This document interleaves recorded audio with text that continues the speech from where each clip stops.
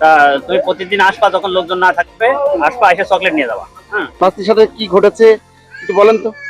বাচ্চার সাথে এর আগেও একদিন কোলে পার বসিয়ে গায়েটায় হাত দিয়েছে। হ্যাঁ, এখন বলা যায় না, তো মানুষের ভিতরে লজ্জার ব্যাপার, বুঝলেন? হ্যাঁ, তারপরে কয়ে যে তুমি প্রতিদিন আসবা। হ্যাঁ, তারপরে এরপরে আমি জানতে পারি ওর কান ধরে উঠবাস করাইছি, ভাস্তি যেহেতু আমি মানুষ করি। হ্যাঁ, তারপরে মারিছি, মারার পরে আসে না অনেকদিন।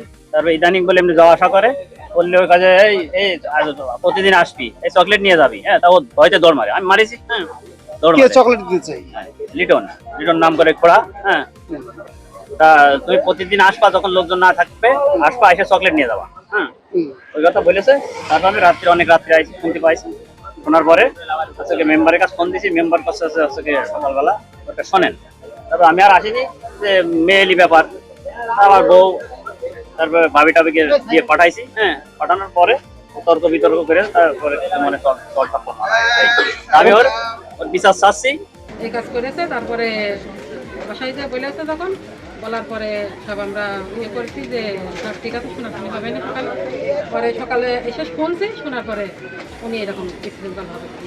তার আগে করেছে, এই সারা এলাকার লোকই জানে সেই বাচ্চা খুব গ্যাঞ্জাম হয়েছে। এটা নিয়ে একটা বাচ্চা এরকম অশ্লীলভাবে ইয়ে করেছে।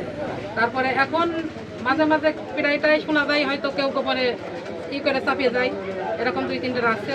আমরা আপনার শিশুটা আমার দেবরের, ছোট দেবরের মেয়ে। কত? এ বয়স 8 বছর।